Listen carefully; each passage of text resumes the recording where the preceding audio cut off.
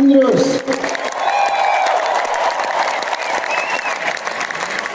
Viktor.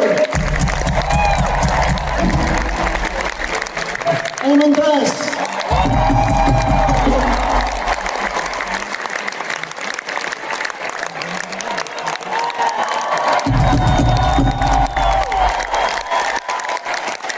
Aš kažkada buvau Kinijoje ir ten mano vardą pasakė, Andrius Mamontovas.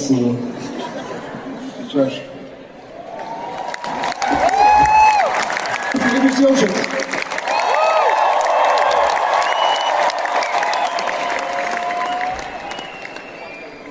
Dar turit jėgų? Ne?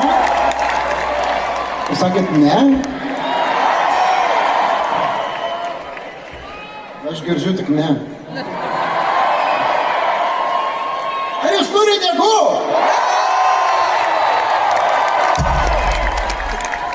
Dabar supratau, ką jūs pasakėt. Man dabar dašilo. Ačiū jums. Man jūsų nebus per daug.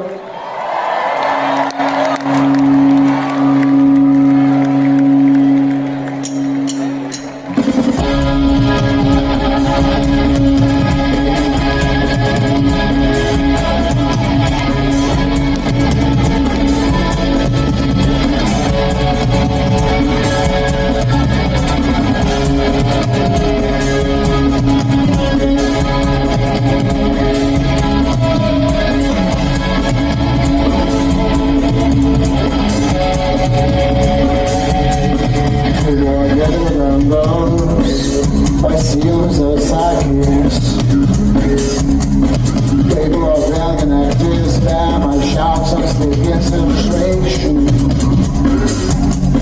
Ir aš taip trošku matyti tamsoj, kaip šikšnos sparniai mato. Man taip reikia išgirsti balsus išmintingų žmonių. Tai buvo mano agonijoje.